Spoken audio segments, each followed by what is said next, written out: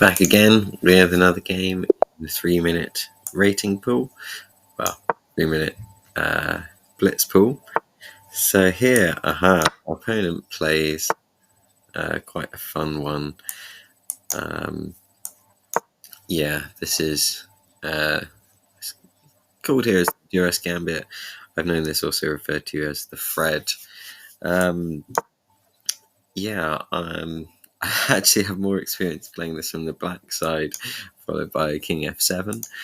Might play that in one of our games just to show that you really can get away with anything at this range. That being said, I'm going to aim to punish my opponent for being so cheeky at the opening. And here we can see we've already got some nice pressure. I think we can potentially chuck this check in already. Though first off, I think I'm going to eliminate this knight, which is opponent's nicely outposted piece. I'm going to chuck this check in, and if g6, we're just taking that. But we can see here we've already managed to destabilize our opponent's king, which is the drawback of playing a move like f7 to f5 so early in the opening, is that you're opening up this weak diagonal against your king, which can be exploited very early on. It's actually similar to the fastest checkmate in chess, where if opponent would play f6 and g5, we'd be able to drop a checkmate in there on h5. So, right, how do we want to punish our opponent? We can continue pushing, and if takes, try and destabilize the king even further. I don't just want to let him take here, I don't think, unless we're able to sort of recapture there. I quite like keeping this pawn isolated as well. I think f6 looks nicely forcing, so I think we'll go for this one because either the king is going to an even less optimal square or is being drawn out further. Lovely. And now when we develop knight c3, it's coming with a tempo on the e4 pawn and also threatening to take that with check. We can also, if we want to, could have played d4 there, again with immediate threats of bishop to g5. So I think actually, yeah, so our opponent covers this. I think though we're still going to gambit a pawn here, play d4, and if queen takes or pawn takes, then we're just going to continue our development. If queen takes, then I actually like the look of bishop e3, hitting the queen, preparing queenside castling, and letting us bring even more pieces rapidly into the attack. The opponent doesn't take, so now I'm looking at tactics with bishop to g5, rook takes g5, and knight e4 check. Can our opponent just sidestep that and keep the queen x-raying the defense there? Potentially. So I'm looking instead at the knight takes. I can see that this would be checkmate if we had the g7 square covered. So I'm tempted actually to play bishop h6 with the threat of knight takes e4 checkmate. So after bishop takes h6, bishop to h6, this would force, I'm imagining bishop takes h6, queen takes h6, but at the very least, we've cleared our bishop with tempo, and we're freeing the way to castle the queen side. So the king safety, the relative king safety, will be all the more apparent. So yeah, here we go, and simply castling. So as happened in our last game, we're quite down on time, but this is fine because we've got the more easily playable position. Knight taking here also covers this one, so lovely stuff. We're just going to win some material now with knight f6 check. King's going to move here, and we'll take the rook. King probably maybe better off moving here just to defend the rook on g8. But either way, looking too good, because again we're just bringing our pieces out. Ooh, and adding to our attack.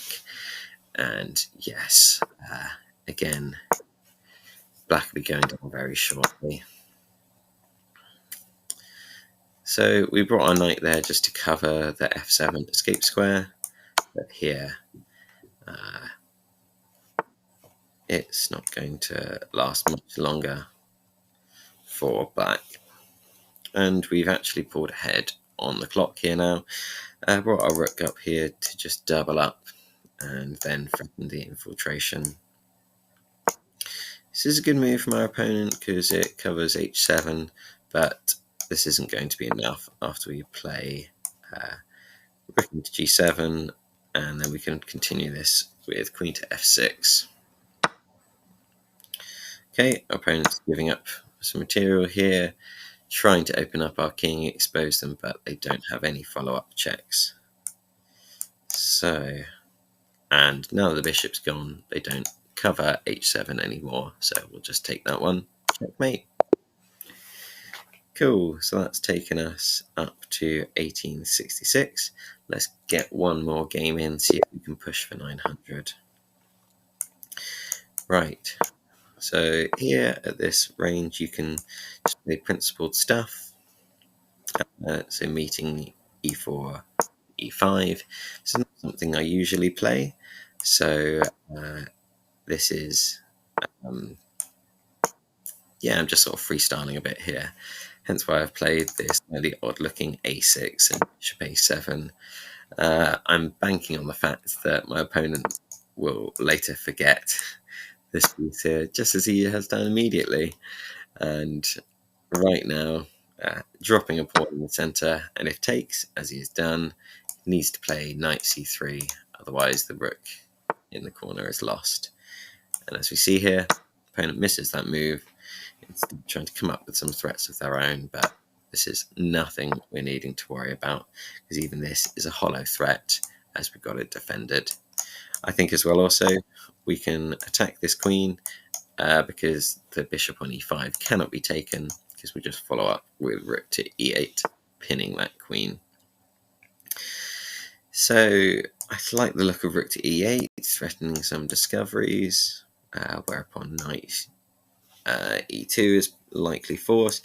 Also think this looks like a very natural move, knight to c3, just threatening to jump in here. Okay. After knight d4, there's no immediate follow-ups, so I think we're fine to just continue this way. And we're going to take with check. If after knight e2, now we can follow up with knight d4, whereupon we'll be hitting both the knight and the queen. So this comes with a little bit more venom to it. I think, say, if the queen moves here, yeah, we can consider a move like this one. I think first off, we've just got to be wary of our opponent's threat, so we'll cover this. Also gives us a little house for our bishop to tuck back into, but I think this forces the queen off of this defensive diagonal, and after which I think we can just trade and then double up here with the threat of mate. So the question is, do we win a tempo first? That might force the queen back to a square that it wants to go. So instead we're going to trade here and then bring our queen to e7, just adding more pressure on the bishop on e2, threatening checkmate. Okay, and now here I see we potentially got queen to b4 check, discovering the attack on the queen. There is queen to d2 there blocking. I'm trying to see whether we can potentially even sacrifice to draw the king out there, but I don't think there's any need. I like the look of queen check. Yeah, so you know what, let's do this. We'll do queen check here, and then we'll drop back to e4, as this comes with a hit on knight on b1. And also, So this stops white from just repeating. And there we go. Missed by our opponent. We're able to win that knight for free. And yeah, this looks like it's actually going to end pretty badly, as my first thought is bishop h4 or bishop to c3 check. Yeah, I think as well, let's not forget the clock situation. We're down to 30 seconds here, so we're just going to checkmate our opponent like that. So fantastic. That has taken us up to 900. So let's see if we can keep up the streak. Cool. Thanks, guys. Bye.